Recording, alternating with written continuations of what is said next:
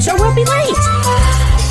Make a left on Astrology Avenue. Oh, I'm sorry, I meant right. It should be right here at 444 Spirit Way. Oh, turn! It looks like Renee. Yay, we're on time. The James and Kellee Show. Great, let's start the show.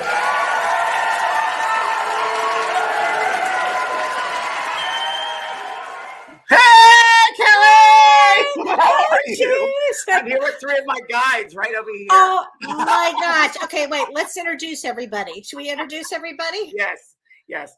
Dana, I want to tell everyone your name and what you do and how we met. Okay. I am Dana Crozier. I met James in Sedona, Arizona at the Illuminate Film Festival. And I'm a film producer, and we created a film called Love Heals. And they've been on the show before. Yes, on our show. It's a great film if you haven't seen it. Incredible. Won awards. Yeah. thank you, Kellee. I'm Chrisanna Sexton, and I'm a director, and we work together. So it's really wonderful. And we just adore James. So we're happy to be here.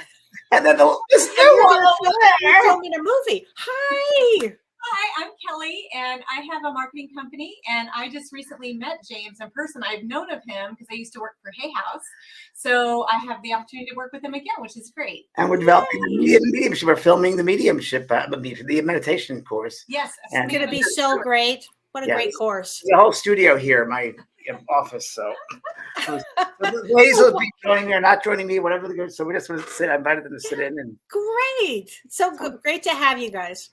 Oh, thank you. Great to be here. so what's happening with you, Kellee White? Oh, well. Oh, I have something good. I had some really great news. I signed my contract with my editor, Linda, Congratulations. for my book. So I'm Congratulations. so excited. She's the Thank best. you, Linda. Thank you. Linda, you know Linda Thompson?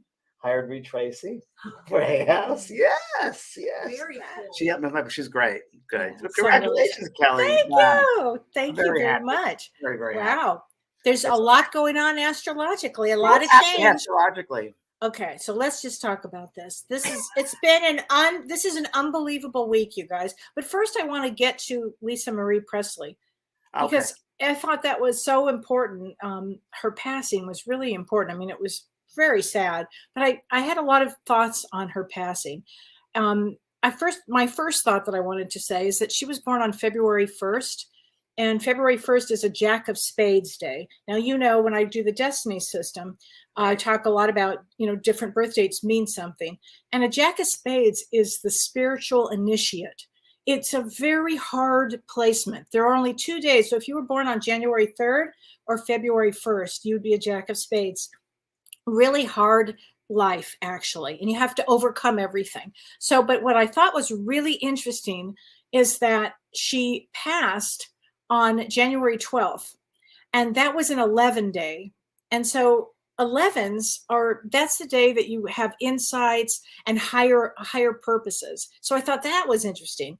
But on that very day, James, there was a rare green comet that in the sky, green comet in the sky that had not been seen for 50,000 years. Wow. And wouldn't you say that green, it represents the heart and the heart chakra, and I would think because this year is all about spirituality, I would think it would be opening the hearts for everybody, frankly. Wow. But also on that very day that she passed, Mars was actually stationing to turn. It was stationed, it was still. And all of that, I felt that led to her passing. That was such a hard aspected day.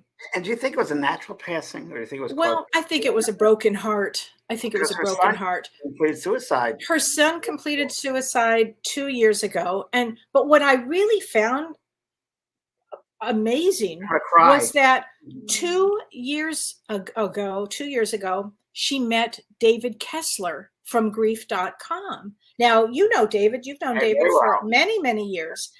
And she was working actually, James, with David and on helping mothers who have been with children who've lost during suicide. She was helping in groups. She was working with David. And then only 5 days before she passed, it was her father, Elvis Presley's birthday. And she invited David Kessler to go to Graceland. He goes to Graceland and he's holding her up and he's walking around the property with her. And then 2 or 3 days later, she died. I mean, David has had a lot of loss himself because his own son completed suicide 3 years ago, and that grief had brought them together. I thought that was kind of fascinating. Well, you have to meet them. That and his partner, really good, great people. Yeah, really good people. You know, Kellee, it goes back to that same thing, which we only see a small part, a percent of the bigger picture. There's such a bigger picture to it. Right. We get those glimpses, and as we see these things. Oh my gosh. It was just, but this is a really big week because tomorrow of all days, Saturn finally changes and leaves Capricorn and goes into Aquarius for 2.5 years. This is enormous because when 2.5 years ago, when it went into Capricorn, it brought COVID with it. So now we're talking about spirituality, new age technology, healing, especially healing of the heart. Healing's going to be huge for the next 2.5 years. So tomorrow, it's a big, significant day tomorrow. And then a couple of days from then, Mercury finally goes direct. Who knows the difference anymore? Oh my gosh. Well, I'll tell you what, this time it'll be full speed ahead. I mean, everything that you're working on, there's going to be, it's going to help with projects that you've had stalled maybe, or just, as you said the other day, which I love, James, and I've been quoting, clunky energy. Energy. That's what it felt like. It's totally true. Well, now it's going to go full speed ahead.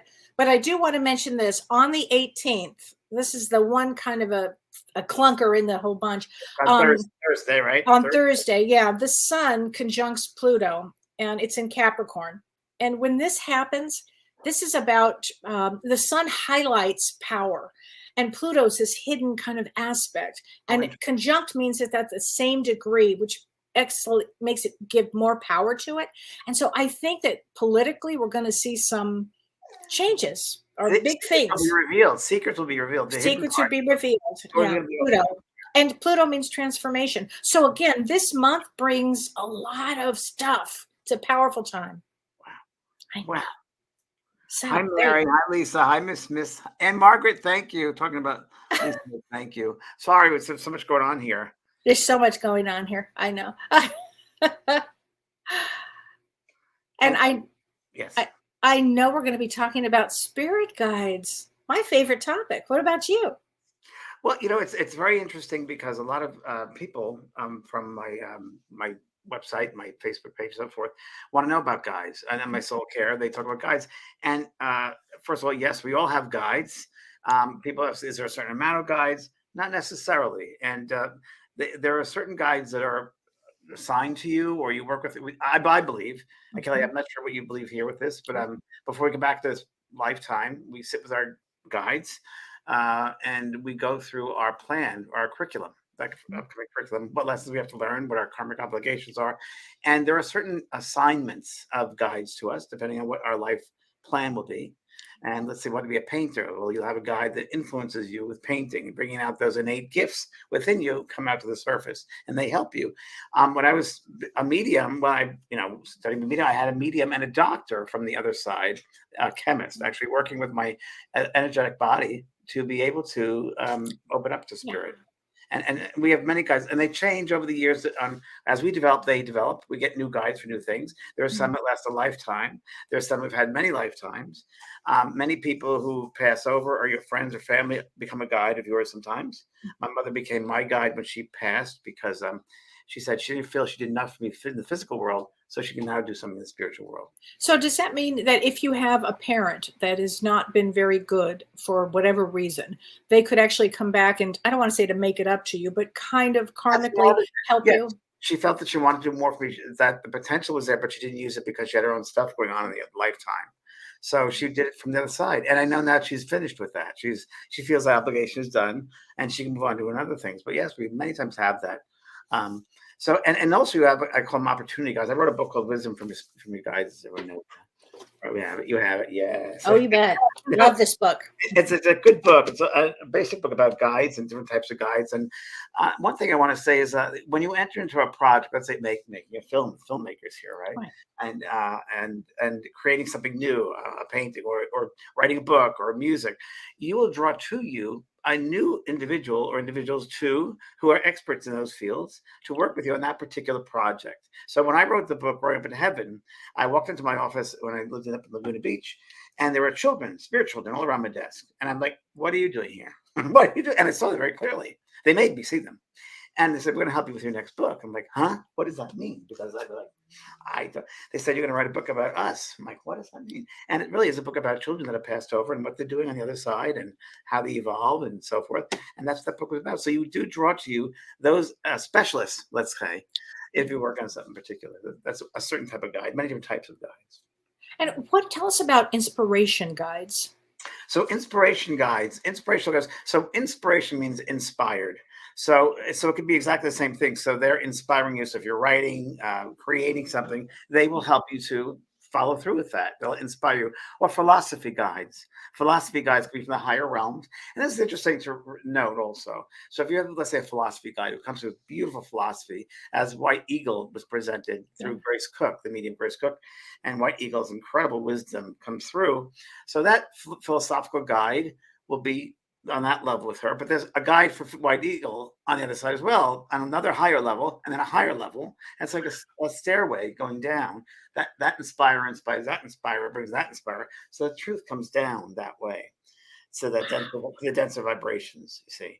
And it's our job as mediums, I believe, to be able to open up and reach those higher levels as best as we can try to love through doing kindness and compassion and teaching it and living it and reaching those high and always trying to reach the higher levels of compassion and love. Always attempting. Well, I love that you talk about that our guides are here to teach us certain things and they have lessons. And I love this one. Never judge another. Never judge another. Never judge another, because you never know what their background is. You don't know what they've been through. And it's interesting enough that I've heard that guides, of course, they're doing their work like we're doing our work down here. They're also doing their work. So when they're finished with our project of working with us, they move on to another project or another mission they have to. And I wouldn't always say that guides are better than we are, because they're not necessarily. They're in a position to help you to be the best you can be. And we could just say that. Absolutely. An interesting thing too, which I found in my readings, is so fast. I'm sure you have too, Kellee. So amazing. I've one story I'm going to say in a second, but that there were some guides, very interesting, that I've done a lot of, as you have, kids that have passed over with overdoses, drug addicts, whatever, or fentanyl problems and all that. And I remember the person who came back, it was a gal or a guy, and 20-something-year-old, and they said, well, I'm working in Mother Earth. What are they doing over there? I said, well, they've been there 3 years. They're guiding another person who has this addiction problem on Earth, and they're trying to inspire them to move beyond that. Oh my goodness! Yeah, I've seen that. Yep.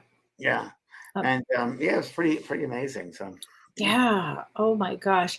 I had a really interesting experience with my spirit guides, and I've shared this story before. But I read your book, Talking to Heaven, in 1997, and you say in the book, if you want to talk to your guides, talk to them every day and ask them, to show themselves to you or ask them. Night, just say, please, I would like to see a guide. It might not have to be that night, but during the course of months, it might. Well, in my case, and I was a busy, professional, and the last thing I would have thought is that I would see my guides, but I actually every day said, guides, before I went to bed, I want to see you. I want to see you, guides. I want to talk to you, guides. I want to see you, guides. And 3 years later, while I was in Tahiti on a small island with no electricity, my guides physically showed up. And I drew a picture of them because it threw me like you can't imagine. So be careful what you ask for. But my first, be careful, because I have an Indian man from India, and what I call her a Jamaican woman, and they showed up. And I've only seen them 2 times after this, but I saw them in dream states after this, but they came in, and I've been with them for a very long time. They told me. I have a couple of guide stories. I might have told this over the years, but I still find them fascinating. One goes back in the 80s, and a guy I was dating at the time, but we'd broken up, but he had AIDS when AIDS was first around. He got AIDS, and he didn't believe in life after that. He was a true Taurus boy. He just didn't believe in it. And I did readings for him, and I went for a medium, my teacher, and I said, no, Michael, there's more to it than this. There is. He goes, and he was very pragmatic. So anyway, he passed over, and I lived in Hollywood. He lived in Culver City, and it was a Sunday morning. And I remember that was the day of his memorial at his house in Culver City. And I'll never forget it. It was at that twilight state. We're just about to wake up. And a woman comes to me, and it was a guy, and right away it was a guy. And she's a flowing dress. It was this African lady, Africanese. And she said, and this right to me, telepathically, you need to tell him, he needs to hear it from someone he believes, he knows. And I said, oh. And she left, and Michael was there, and he said, am I dead? And I said, yes, you are. He goes, wow, because I said, well, where do you find yourself? And he said, I'm in a closet. I said, well, no, you've passed over, Michael, and I'll be at memorial service. So that afternoon, I went to the memorial service, and his brother had it at the house. And I said to his brother, where did you put his remains, his ashes? And he said, I didn't know what to do with them, so I put them in the shelf in the closet. Oh, he was in the closet. Wild story. Oh, wild. Right? So the guide helped him. And now another really interesting story. I just talked about this a week ago because I still find it fascinating. You guys will love this one. I did Kellee, you know this. I was in Thousand Oaks. I did a demonstration at a church there, or a spiritual space there. And I remember this young man came through for his mom and dad, and he died of a car accident. And I remember that he really wanted to play the guitar. He said to Mom, I always wanted to take lessons. You know that? And she goes, yes, he wanted to take guitar lessons. And he was ready to do that. He was going to get a scholarship. And he came through and said, I'm doing that. And then, so that was fine. And then the next reading or message came from a man on the other side of the room. He said, there's a man here. He plays guitar and he does jingles. And he said, he's written many, I talked about this recently. No, I was there. Yeah, you were there. And it was Harry Nilsson. No, Dawn was there. We both went, oh my God. It's a big deal. Yeah. Harry Nilsson was there. So then we found out that he said, I'm his guide. Harry Nilsson was this boy's guide to learn how to play the guitar. That's what he was there for. They came together. Get this one. Then you think like, what? Well, that wasn't it. If you remember. Oh, I remember. And they're doing a book signing at the end. And the lady comes up and she said, well, that was really something about Harry Nilsson. You know, I was a 911 operator that got the call of his heart attack. I was like, what? That was unbelievable. Unbelievable. Yeah. I mean, but that's how they orchestrate things. Yeah, it's very true. They're very involved in our lives. I mean, they're so guiding us. Mm-hmm. They're so guiding us all the time. And we just got to remember to step out of the way and just be open. And things happen in weird, strange ways. And like the more you try to control things and hold on tight, the harder it is for them to get through. And the harder it is to be inspired because we're closing down that vessel, that channel. Well, but we were asked, what's the difference, James, between a guide and an angel? Well, that's very interesting. This is people might find this amazing, but I don't know if I totally believe in angels. There you go. I do very much. You do. Very much. I don't know. I think that angels might be in a different realm altogether. Okay, I'll put it that way. I think that might be maybe more evolved. I don't know. I don't know. You know, I'm a double earth sign. Come on. I know. So part of me is like, well, I've heard from other days in the past days of angels that really what had happened was someone had a vision of someone, and there was so much light behind them, they thought they had wings. Oh, interesting. And it was the aura. Yeah. And I mean, I believe. I don't know if I don't know if I believe that angels with wings and flying and harps. I don't believe in that. I just don't. I do believe they're inspired beings, very evolved beings. We can call them angels. Mm-hmm. You know, I'm doing a show right now about angels, so I understand. And I know.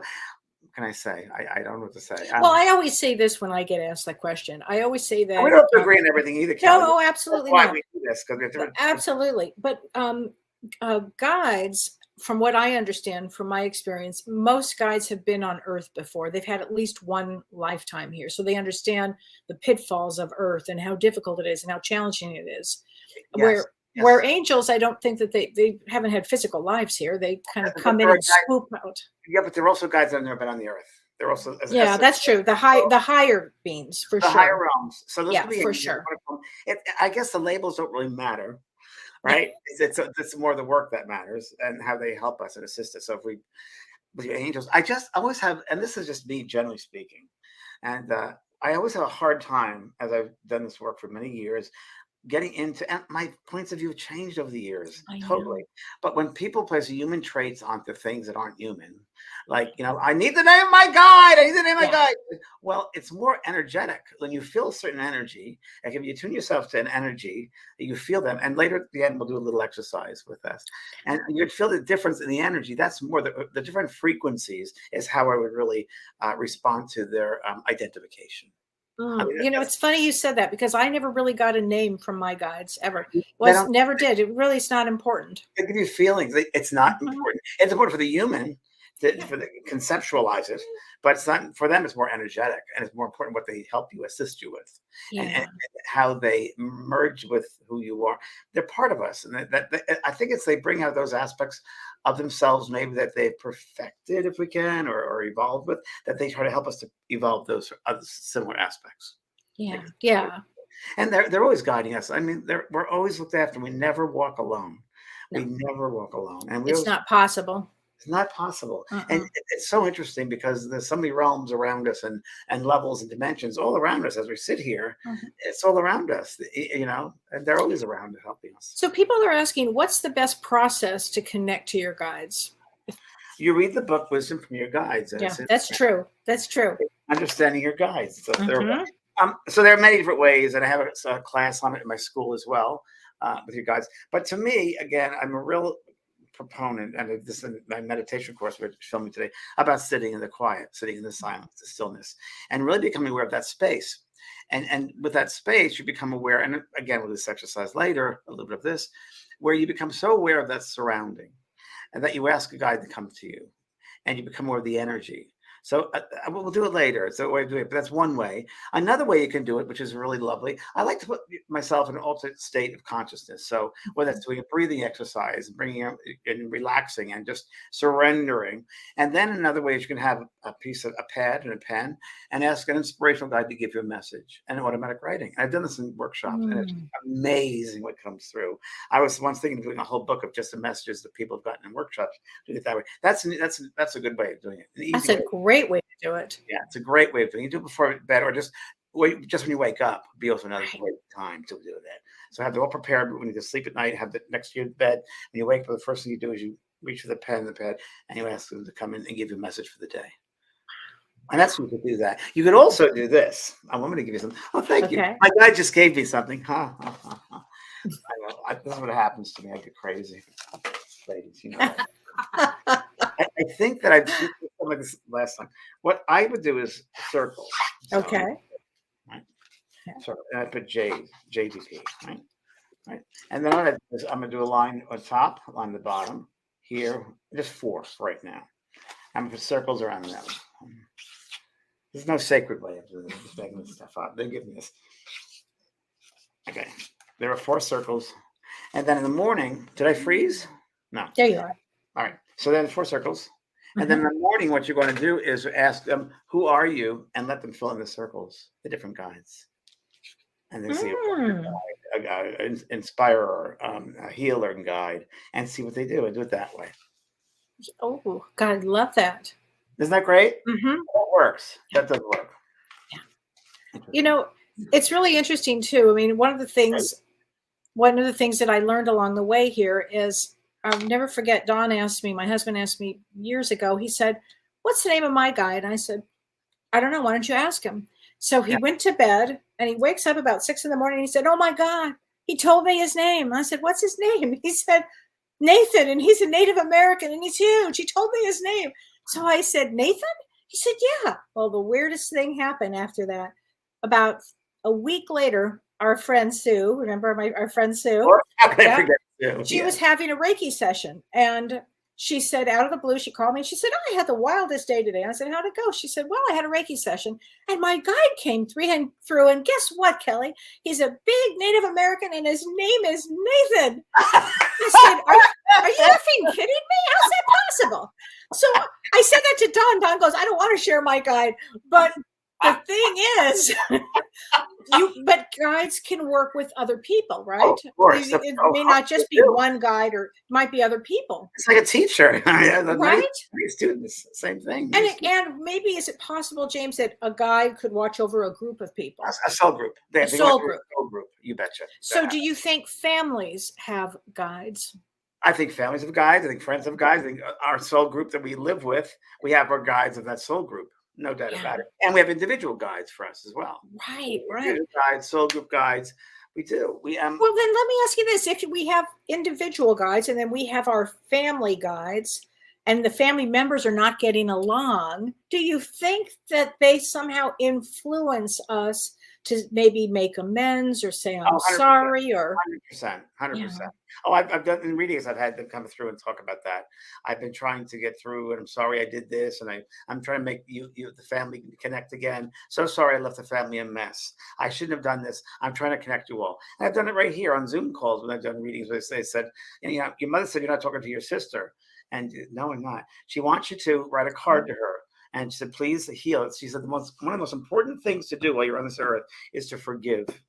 Is to forgive and see the bigger picture, because it's a much bigger picture. And so that's a lesson that the guides are trying to teach us. Very much so. Yeah. Absolutely. Here's a question. Vicki Nason asks, I don't understand the whole we planned our life ahead of time or our destination. I just don't get it. Why would anybody say we've done a show on that? We have. She says, why would anyone say yes to a life of despair, grief, and heartache? And she goes into her husband passed away. Go ahead, Kelly. You answer that first. Well, I mean, I think that you're a very old soul, Vicki. I think you're a very old soul, a soul that is learning something really important, because I think grief is part of life, and you'll probably help many people who've lost spouses. And I think it's your soul. This is a lifetime of growth, of big growth. So why would you say yes to it? On the other side, we meet with our guides, right, James? We meet with our guides. We meet with the elders. We decide, what do we want to do? What do we want to learn? And perhaps, Vicki, this lifetime was understanding grief and understanding despair and heartache. It could just be that. Nadine, who's a lovely lady in Vienna, a friend of mine, and she's can tell you because she's been through a lot, very similar loss. I'm going to answer it this way, that I believe there's a cloak with a curtain or something, and we don't see the whole picture. And I think that we pass out of this physical realm, and we're very relieved as soon as we leave this meat suit, that there is no time. And we get over there, and like what human time of 60, 70, 80, 90 years is like that. And we're like, oh, wow. And you can grow so much by having certain lessons. And we see in human life can be some very difficult lessons, some difficult classes that we sign up for. We sign up sometimes for the advanced classes, okay? Yeah. And we know that the parents don't lose a lot of their family members or certain things happen. It's an advanced soul, as you said, Kelly, and they set up these advanced lessons. And it's funny, you get to the other side, it's like, wow, I get it now, because there's no death. And that was just a minute time. That 60, 70, 80, 90 years in the human time is nothing compared to everything. There is no time over there. Time is not relevant here. So there are hard lessons, but it's also the human condition. It's part of the human condition, and having these obstacles and these issues and these road bumps, and it's how we grow. If everything was perfect, we'd have a real boring time down here. Right. Real boring time. And we wouldn't make any difference. And the thing we should remember too, which I keep on harping on this, but I will continue harping on it because it comes in so strong always, is that we're all connected as one, and that we have to help others go through these conditions. And we shouldn't feel that we're suffering, because we don't want to give that the energy, because you don't want to give that, because then you repeat those patterns of suffering over and over and over again. Right. What was that term that we? Loyalty to suffering. Loyalty to suffering. Jack does that. I love that. Have that stop of loyalty to suffering. Is that Kelly, I'm going to send you the principles of forgiveness from Jack Cornfield. I'm going to send that to you, please, the other day, and that was one of them. Loyalty. You have to give loyalty to suffering. There's a bigger picture to it, and so many of us there see the bigger picture. Yeah, right, totally. And I have an open heart. There was another open heart. Live with an open heart. Yeah. Or do the heart work. Yeah. Hard work, but it's hard work. Yes, it sure is. It sure is. Oh, so here's a question. Can our animals be our guides? 100%. I believe so. I know my Maisie certainly has been. I know Maisie, my dog, was here. Now I have Pearl, which isn't listening. And she helped me get Pearl. And Maisie, I had put Maisie down, and she came right to me afterwards, and it was a wreck, and she was calming me down, and she was with me all the time for 2 weeks. I was seeing her, and then in a weird set of circumstances, she helped me get Pearl in a very strange way, but it worked out. And I know that the animals, I mean, she was a guide to me here on Earth, and living, they can be guides. Like when she passed away, I thought I'd be a complete mess, and I was not. And the reason I was not was because I lived every single moment. She taught me to live in the moment. And I lived fully to that moment. So there was nothing to grieve because I she was with me, and I knew that moment.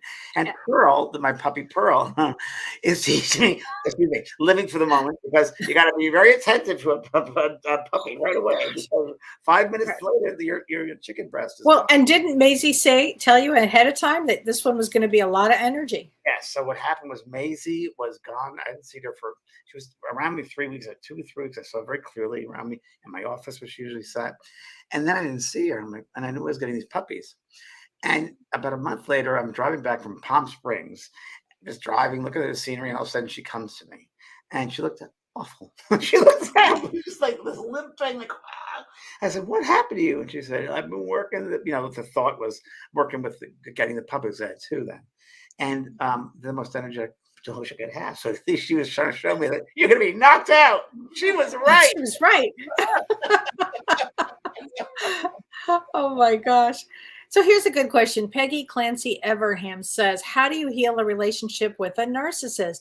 First of all, take my class. February 25th. We're going to be talking about how to survive one, basically.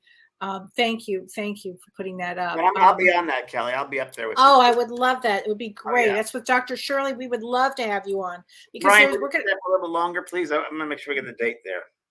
We're going to be talking about traits of a narcissist, how you know that you're with one, and then really what to do, and how do you heal one. We'll be talking about that, Peggy, because basically you have to really usually walk away.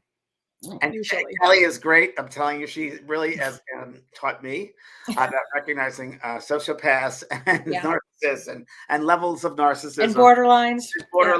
And I mean, I learned it from Kelly, and she knows it. I have a PhD in it. No, not really, but I could. Well-known therapist. My mom was a really well-known psychologist. I won't go any further with that, but she's very yeah, exactly. But boy, I tell you, I learned everything I need to know about, in relationships that I've had. And Dr. Shirley and I and you, James, we'll be giving good examples and personal examples of narcissists. And the most important thing, I think, is we talked about this last week too, how to recognize them. Yeah. We will be doing that. So thanks for asking. So here we go. Okay, now Shannon Springs says, do all souls at passive suicide have to come back? It seems inhumane to ask a soul too much pain to stay. Okay, so let me just answer it this way, Shannon. How do we know that soul didn't pick that way of leaving before they came back into the body? So that's another lens. Yeah. Another lens that there's a possibility that soul group had to learn about, what do you want to talk about? Compassion or forgiveness or whatever those lessons were. And the soul from that group said, okay, I'll take on the suicide and go early so you all can learn about compassion, forgiveness, or whatever. And that's a possibility. That is a possibility. That does happen. So not all suicides are negative, if you will. I do believe that cutting school early isn't good. But I also have learned, and this changed my mind completely from 1997 when I wrote Talking to Heaven, that there are some suicides that was the destiny of part of that soul group, that person would go that way and complete it. And that's, the body can't be hurt. No soul is ever harmed. Suicide, you don't go to hell. There's no such thing. There's no harm. The harm with that is sometimes, and it depends on the mindset of that soul who's going through that experience, because there can be those that are already evolved going through it, and there can be those who do it emotionally. There's an emotional upset and they go. And I have found that, and this is really interesting, when I did a reading for a lady, I mentioned about this before in the show, it was South Africa, and her son came through, and he showed me his death condition. He hung himself in the tree, and I'm like in a tree, and all of a sudden I'm coming out of the top of my head, the crown chakra, and the first thought he had was, "Oh my God, my mother's going to find me like this." And it seems that many of them, again, depending on the individual experience, are upset at the people that will find them. What have I done to those people? Because it could be very selfish in some respects. Then there are all different types of suicides. There are mental breakdowns, or it's so many facets to it. Yeah. One thing we could do down here is to send love to them when they pass over, because we don't know what their situation is, but love is the greatest healing force there is. Yeah. The filmmakers have made a movie, Love Heals. I mean, this is they're sitting right here. Is your movie still available for people to watch? I'm glad you asked, ladies. Yes, we are actually currently in a virtual screening window, which is not that common. So if people do want to see Love Heals, they can watch it right now. This is our first free screening, so donations are welcome and suggested, but if you can't afford it, that is perfectly okay. We want to spread as much hope and healing as we can to people. So lovehealsfilm.com. We have the screening going now until Thursday. It was supposed to end last night, but we have because of you guys, they kept it open. We did. We want to make sure that we can spread more to your communities and help more people. So I love the movie. I talked to everybody about it. I just loved it. Amazing. Thank you. I thought it was just terrific. You're just hanging out this weekend with Anita Murjani. Yeah. And Greg Braden, my soul brother. And we're in good form here. Wow, really good form. So Renee Hounsel has a question. Do our guides work with our higher self, and then does it filter down to our soul here? Great question. She's an advanced soul. She's an advanced soul. She has a lovely question. I agree with that 100%. I totally agree with that. I know I told this story, I think today, someone about ayahuasca or yesterday, about how my higher self, and it was influencing me, the lower self, by when I took ayahuasca tea and said, this is your initiation. That was 20 years ago. And it was me with blue eyes and a mustache. Now it might have shown, and with a turban, and it might have just presented itself that way so I could know it was part of me, but I knew it was my higher self, and it was feeding to the lower self. And I do believe that. I believe our higher selves feed into the lower self. I do believe there are all different levels of that light coming down to the filters down, without a doubt. There's a Kellee, that wonderful show, that movie that we were talking about with Jonah Hill, with the Stutz on Netflix. Yes. Oh my God! So I said this to everybody. I said that Phil Stutz was so incredible as he's giving tools to Jonah, right? So he's talking, sharing this for him tools, and I said to myself, this guy is just so evolved in the way he presents the words. That was simple, because true wisdom is just simple and it's to the point. I said, he's getting this from spirit. He's channeling. I thought the same thing, James. And then we find out his brother died at age 3. I'm like, there's a guide. His brother is bringing us information. So true. So true. Yes. Did you see that movie yet? I haven't seen it yet. Oh, you're gonna love it. Okay. Oh, it might take you. You have to watch it in parts, Yeah. only because it's a lot to digest. I took notes. Okay. Yeah. It's really good, though. Really worth watching. So here's a question from Alyssa Watling. What do you guys recommend for working with the guides of my young children? My son has seen a man. I don't know if it's a loved one or a guide. How much can we get involved with our kids' journey? Well, get involved with them. Yeah, I what I would say, and Looking Beyond is a book I wrote for parents for helping their children to open up. I would encourage them. So her son, right? We said her son. Mm-hmm. So she should work with her son. You should work with your son and ask him. Maybe write 10 questions down that he should ask his guide. How do they work with him? What is he learning? All different types of questions. Be curious. And kids do that. They're so open, and he'll get the information. He just will present it. There'll be no filters. He'll just come right through. It's pure. So that's a great way. And encourage them. Is what I gotta say. And other guides, they work with you too. Who's in the room with you? Who helps you with school? Being open, curious. I do that all the time with my grandkids. I ask them all those questions. Tell us a story about you mentioned. It was unbelievable. When my grandson was 4, he was in bed with me, and we were snuggling, and he said, Gigi, he said, I want to talk to you about something. I said, all right, and I want to talk to you about something, August. I said, tell me about heaven. What's heaven like? And he, without missing a beat, and this is a kid that had no religious, nothing. He said, oh, Gigi, heaven, it's so magnificent. I paint in heaven. I said, you paint in heaven? And he said, oh, the colors, they're just beautiful. I love the colors in heaven. And Gigi, you know what? I said, in August, are you going to paint while you're here? And he said, no, I'm going to do something else. And I said, before I could say, what are you going to do? He said, you know what, Gigi? When you come here, they take away all your memories. I said, they do? Why do they take away your memories? He said, so we could create new memories. Wow, that's great. It was just flooring. It was just flooring. And then my granddaughter, who's 3, recently shared with us how with her mother, she said, I'm very sad. And Holiday said, my daughter said, well, why? Why are you sad? And she said, my father and my granddaughter died in the ocean. And I'm with a pastor right now, and the pastor is helping me. Now, that was shocking because, again, there's no religion. She wouldn't know the word pastor. She's 3, and that's not even in their consciousness. And this was like 3 weeks ago. Yeah. And so the children will have those memories if they've had a lot of sorrow in a past life. I mean, it kind of comes through into the physical body. It can come through.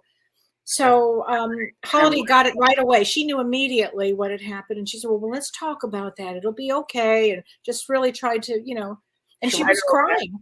Well, I wrote it all down. Yeah. And Holiday was holding her, and she was, very sad. Isn't that fascinating, right? Where did this happen?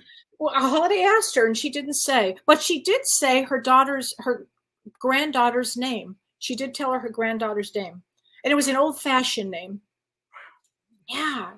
It's something amazing. like that. Yeah. Children's lives, it's just incredible. With past lives, it's interesting because I really believe in quantum physics, and I don't know enough about it here, but I do believe that past, present, future can be all one. Yes, I agree with that completely. We leave this curtain. I think that's part of it, and those lifetimes that are most traumatic or most moving, I think that's just stains the soul. Yes, I agree, James. It does. Yeah. I mean, Earth is a hard school. It's a hard school. It's a hard one. We need our guides. So here's a question from Glenda Moore. Let me just repeat something that I heard from Jack Corfield. It's a moral obligation to be joyful in life. A moral obligation. Interesting. Joyful in life. When you live in a world of chaos and upset, you have a moral obligation to bring joy to that world. Yeah. Oh, that's great. I like that. Yeah. So Glenda Morris says, I lost my dog. She was 17 years old, and my heart is broken. Do you think animals go to heaven? Of course. My dog is 17 years of age, and in heaven. Yeah. And she's probably, and we want to call heaven, right around you. So she hears everything you say. She might be on your lap, or she'll probably go to the same places she used to go to. Maisie comes to my floor here often. She's busy now. My dog Maisie, she was a white Jack Russell Terrier mix, and a Dachshund white Jack Russell. And it was so interesting because she used to hang out right by the desk and do the show here. And after she passed away, and of course, I understand you're going through that grief. It's a hard grief because it's unconditional love. My friend Jordy in Ohio said, "Yeah, well, Maisie's been around. Maisie's been busy." I said, "You think so?" She goes, "Oh, I know so." I said, "Yeah, I haven't seen her in a couple of weeks." And she goes, "Oh no, a girl here in Lima, Ohio, was in a coma at 4 years of age, and she woke up. They got her out of the coma. She came out and said, oh, how'd you do?" She goes, "Oh, this lovely white and black dog named AZ helped me." Oh my gosh. Oh, James, that's something. It's like the black and white ear. It's like, wow. Well, she's busy working. She's busy working. I knew she had work. I knew she left here because she had to go to work. I knew it. Right. Okay, this is from HS88. How can I have a visitation with my guides via my dreams? And more importantly, how do I remember them? Okay. Well, part of the exercise, which I'll give you right now, it's a simple exercise, and you don't have to do it right now, but this is the exercise. It's if you want to do it right before bed, that's fine. You can do it in a relaxed state, and really start it with the breath. So you're going to breathe in through your nose at a count of 3, if you will, and then out through your mouth. There's 2 counts more to 5, in 3 or 5, and just bring yourself to a lovely state, of relaxation. At which point, what I'd love you to do, everybody, is to visualize yourself, and you're going to visualize yourself in a room. And this room could be made a simple room, square room with silk drapery, perhaps, something that represents you and let's say your spiritual self. And this is your meeting point. It's a meeting point. And in front of you, there's a chair there. And at that chair, as you sit there, you ask a guide to appear. and you're going to do it from your heart, not your head. Okay, when you listen to your heart, and may I once you present yourself to me, whoever that is, and the curtains will open, and that guy will sit in front of you, and you can ask them questions and interview them like a newscaster, and you can write down everything they say to you, and that works for that works. It works. So you'll find it that way. It's a good. Is that the meeting room? That's the meeting room. Okay, so everybody, if That's you the have meeting. wisdom from the guides, The it meeting. is in the meeting room. And James, I had a session the other day with a young man who said he did that, and he said it changed his life. That exact meditation. Yeah, it's a good one. It's a me, and Mhm, it's again, a really good one. and your intention is your compass, right? And if you have a compass, and as Jack Kornfield calls it, your compass, and that intention that you set your compass, and you'll get there. If you know your intention, you have to set your compass. So the thing, the most important thing is to let things. We did this today in the meditation course we were filming earlier. You can't control it; just let it be. Let it flow. So if you try to control who's my guide, you can't do it that way. It's like when you get a reading, you got to just be open to the experience. As I love this Buddhist saying, the Buddhists say, you can't push the river. You got to let it flow. And it's true. You just got to let it be. And if you let it be and just experience what you're going to experience and not be in charge of it, let it happen. It'll happen. So January Willers Definicent says, do our spirit guides allow us to go through the trials in our lives to better shape who we are? Or Yes. is it that we are just ignoring the signs to help avoid the trials? Oh, I think that a lot of souls don't want to wake up. I think a lot of souls are fearful of what they see, and a lot of souls don't want to open up or feel very vulnerable, right? Because they don't feel safe and they want to be in control, and they're afraid of what they're going to see. It's the unknown. They're afraid of the unknown, and that's not a good way to be. That's not a way to grow. You are here. The first part of that was right. Here to shape your life and to be better and express yourself, expand your awareness, open up your minds to different ways of being. There's so much out there. Oh, totally. But are closed-minded. It's like, oh wow. So Abby Matassa says, how do our guides help us heal from past trauma? I mean, my thought of that is that they will guide you to a good therapist or guide you to somebody to get some help with it, with past trauma. Help you to help yourself. Yeah. We Yes. have to be very careful that we don't throw the responsibility onto somebody else. Absolutely. And there's no spiritual bypass here. You've got to work. None. But you have got to go into that trauma therapist. You've got to be willing to open yourself up, Yes. be vulnerable, and go through that soul experience. It doesn't hurt. It's to discover new things about yourself. I mean, love is who you are, and the human puts all these little labels and emotions. You're just love, but we just want to. I don't know. We just want to be victims. We just want to suffer. What's that saying again, Kelly? Loyalty to your suffering. Loyalty to your suffering. So true. It becomes a thing. It really does. It does. It does. Live that way. That you're not living. You're not living your full life that way. You're living in as like Artoli says, the pain body, and the pain body becomes real, and then you get the victimization. Because we've got to be willing down here to grow and to take chances and jump in when you don't know what's going to happen. I mean, I said this before, and I'll say it again. I quit a corporate job with a lot of money, a lot of management skills and insurance, and the whole thing, to mediumship where I didn't know a person, a soul, how I was going to get paid. And Spirit said, we'll take care of you. If your intention is there, we will take care of you. And it was. And here we are. So we all have that opportunity to jump in.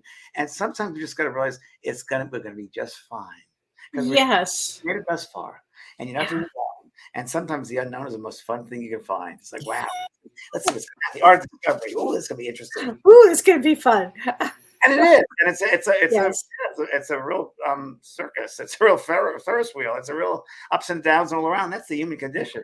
That's the human school. The ups and downs all around. That's part of it. And how we handle those circumstances is part of it. And not to blame others or judge others, but take responsibility for our choices that we make. And we'll replace ourselves. So true. Right? So Julie Munsterman says, is it common to have a saint as your guide? Could you tell me why a martyred saint might be my guide? What do you think, Kelly? Well, I did not grow up Catholic. However, I have, when I've done readings, felt certain saints that I know nothing about around somebody. So do they take on a whole group and groups and groups and groups of people? Probably. Yeah, I grew up Catholic, and I read a book of saints. And throughout my life, I loved Joan of Arc. Me too, James. We've never had that conversation. Me too. Joan of Arc is my gal, and Me too. I mean, I lived maybe then, but I knew her when I was reading this book on her life. Like, that didn't happen that way, and this happened this way, and I really related. I could resonate with her. So whether I lived there, I do.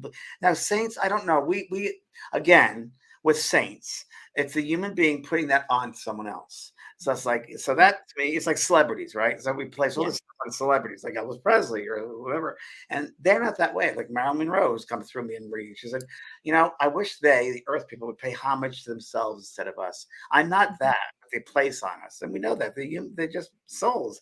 Lucille Ball came to me once, and I was in a rose garden I created in Laguna Beach, and I didn't know her, but I loved the comedy, and she came to me. It's very simple.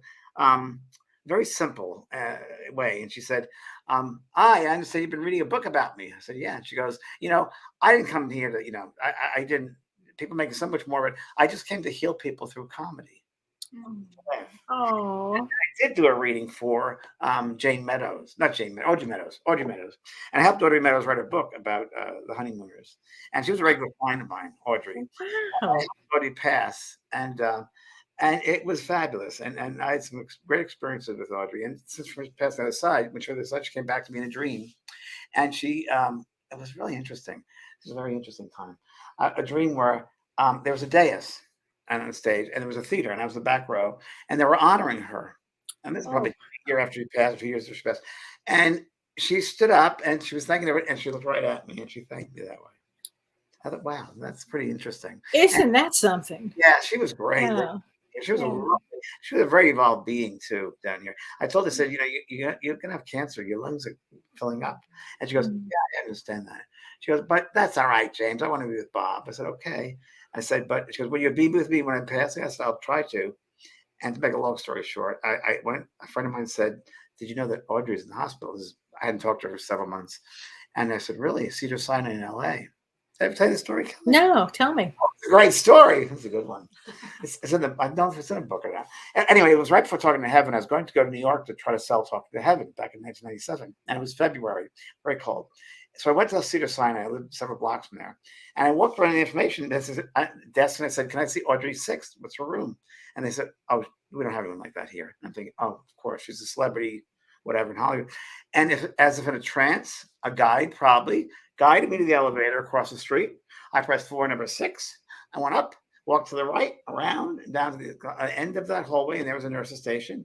And I said, is Audrey 6 here? And they said, who? I said, Audrey 6, is this a cancer ward? They go, yeah, well, yeah.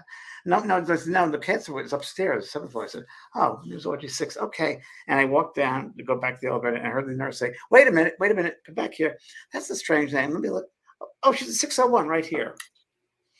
Okay. So, right. So I go in, and it's a Filipino nurse. And she made sure that she goes, who are you? And I said, I'm her spiritual counselor. And she needs to speak with me. She goes, 5 minutes. So Audrey's in a coma, and you head to the side, and I sat next to her. I held her hand, and they hear. Yeah, absolutely. I said, Audrey, it's James in Prague. You remember me, Audrey? And the time has come. And Bob is here, and Jack is here, and Mom and Dad. And I said, it's so great that you're going to go home now, and you enjoy every part of it. And that was it. And I cried, and I got up and left, and the nurse came in and said, thank you. I turned around. Audrey was smiling.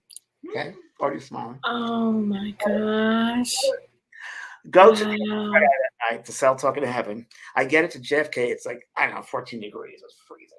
I get in a taxi cab, and WINS News comes on. And I hear, honeymooner Audrey Meadows passed away last night. I'm like, and I'm tired because of the red eye. So I get to the hotel in Midtown Manhattan, and it was 6 o'clock, 7 o'clock in the morning, and it's freezing. I go in, and there's a lobby, and there's a homeless person who walks right up to me and said, shame about the honeymooner lady, isn't it? Gets better. I went to the bed to sleep for a couple hours before my first meeting at a publisher up on 6th Avenue. And I was a little bit late. I got up at 9:30, it means 10 o'clock. It was icy and snowy. And I'm running down 6th Avenue. And I get to a red light, and I look around, and they had a statue of Jackie Gleason in the window. Oh. And that was, and I sold Talking to Heaven that day to a publisher. Oh, my goodness. Do you think she helped you? I don't know if she did or not. I think the spirit world is planning on this many years. Yeah. Before it started, but it was just validation. Totally. And it was a thank you. I think again, there is no such thing as time, but there's an appreciation, and I've had it from my friends that have passed over, my spiritual friends who were blown away, including Mavis Patilla, who passed over, who's done this work, and they come and say, "There's such gratitude." On the other side, there's such gracefulness and gratitude, and there's an awe-inspiring experience, where they described it, and I believe there has to be, and they would never come back here in a second. That over. I'm sure you have. No, done. They're done, and then we prepare for future lifetimes. Right. Not just in this school, but there are other schools, other galaxies, millions of star systems out there. Right. Oh yeah, we talk about that a lot. So here's a good question. Maria Carp Diem says, "Do we become a spirit guide at some point?" Whether we're on the physical earth here, like we are spirit guides, all of us are, right? I think we are, and so I think your life experience. I'm sure I think so. They're walking guides among us. Yeah, they're walking. Oh, absolutely. And also, we may be working here to become a guide once. In my book, Earth Guides, you meet people in your life on Earth who help you in your way. Connie Leaf, my very first book I'm going to have is dedicated to her. She was kind of my adopted mom, and she believed in me. She taught me about believing in myself, and she said, "You're a very special person." This was I was 7 years old, and she took me under her wing and just guided me. And if it wasn't for her, I wouldn't be here today because she really believed in me. Yeah, so we all have those Earth Guides that push us a little bit or help us a little bit here and there that I think are meant to be on our path. That's part of a destiny point we have. Oh, absolutely, James. So tell us, James, I know you have a life coaching certification course. I have a life coaching certification course. Registration is open now. It's a very, very popular course and helps people in life with tools and ways of dealing with certain situations. And it's a very in-depth course, and it's open now for registration. It's only open at certain times. Like 2 years ago was the only time, because it's a really intense course. So that is on vanpark.com, School of Mystical Arts. That's open right now. It's an incredible course, and you can read about it if you'd like to on school. And then the other thing I have going on is, Kelly, you know this. I'm going to Alaska. So come celebrate, because when Kelly and I were on, we took this last week, I'm like, oh my God, that's my birthday week. So I'm turning 65. It's going to be so much fun. We celebrate my 65th birthday on the Alaskan cruise. Yes. And oh my gosh. Party on the ship. So you'll film it. And these ladies might be doing the documentary of my life. Oh, how fabulous! Cruise, actually. oh my gosh, that would be so much fun. It's going to be, in fact, and next week we have a guest coming on our show next week, which is amazing. I can't wait to see. Her name is Christine Kistelou, and she's amazing, and she's an expert on all things cruising and Alaska cruises, and knows our ship inside and out. So this is going to be really fun. So next week, make sure you join us for our show, because Christine is going to be a very dynamic, powerful speaker. And all the questions you have of any fears or any questions about cruising, she's your gal. She knows everything about cruising. Yeah. And what do you have going on, Kelly? I have a class coming up. Narcissistic show, which was I've got the narcissistic show coming up, the event, and that's in February 25th. But I have my third and final part 3 of Lemuria and Atlantis, and it's about bringing our gifts to the world. So during that period of time, during Lemuria and during Atlantis, we all had special gifts, and we're going to be bringing them out to the world now. What happened to the civilization? Well, we're going to be talking about what happened. I mean, I feel and Atlantis, similar breakdowns. Similar breakdowns. Yeah. I mean, the consciousness shifted, at that period. I mean, at one point especially during Lemuria, it was a very, we talk about being one, James. It was one. The universe was really one. And after this, it wasn't. It got very intense. It was very intense. So we're going to be talking about the end of times with that. A special guest, a healer from Brazil. Yeah, I've got Prajna Avalon. So that's our third part 3. And if you haven't taken part 3, it's okay, because we're going to, catch you up during part 3 about 1 and 2. Part 2, yeah. Yeah. But also you can also find that on my website, part 1 and 2. So, but please join us. That's on January 28th. Yes, and that we have a friend. Renee is not here tonight. We have Ryan Brown helping us produce this. So thank you, Ryan. Thank you, Ryan. That was great. And Ryan, by the way, made our cartoons. Ryan is the artist that made the cartoon. Yes, that's right. And he also self-care. He's a very talented individual, and he helps me with my Instagram and and TikTok. And yes, he's a wonderful Pisces person. Wow. Oh my gosh. And I know you're going to be working on your meditation course Yes, with Kellee right now. Kellee Kellee is an incredible in-depth teacher, and she's been helping me developing this course and writing this course. And it's interesting talking all day about meditation. And I just got to slow down. I'm just like, so the first day is a little rough, a little clunky. Yeah. Right? It'll get better once Mercury goes direct. Everything will get better. Okay. Because so it's going to be a few more days. Yeah, it'll be a great course. So we're working on it. And these ladies are filming your next. What's it called? The film. This is you. It's called Rescued Hearts Film. So. And what is it about? Demystifying the healing power of horses. I mean, come on. So how great is that? We're excited about it. We're in the early stages, but we're doing some filming out here, and it's remarkable. And we actually already have a website up. So if you check out rescuedheartsfilm.com, you can see a little bit of how we're getting going. But and you also mentioned for Love Heals, you looking for sponsors, or you want some? Yeah, so we got some huge news that our film Love Heals is going on PBS this year. So we are thrilled. Congratulations. That's huge. Yeah, it will get this healing message out to millions of people. So we are looking for sponsors, the brought to you by.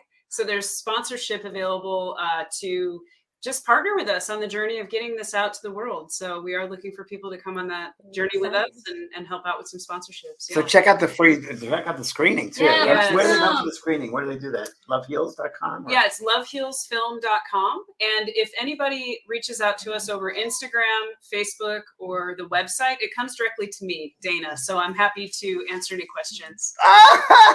You'd be sorry. Yeah, exactly. I was thinking that. Yeah, that's on Thursdays. You should watch. Yeah. Oh my gosh. Well, it's so great to see you. I'm so glad you guys were here. It's so nice to meet you, Kellee, too. It's really great to see all of you. Thank you, Kellee. We'll see everybody next week. Next week. A great show next week. Take care. Thank you. You've been listening to Both Sides Now and Beyond, featuring spiritual medium and master teacher James Van Praagh and spiritual medium and psychotherapist Kellee White. That was great. Maybe we changed some lives. And maybe opened up some minds. Which way do I turn? Right. I mean left. The James and Kellee Show.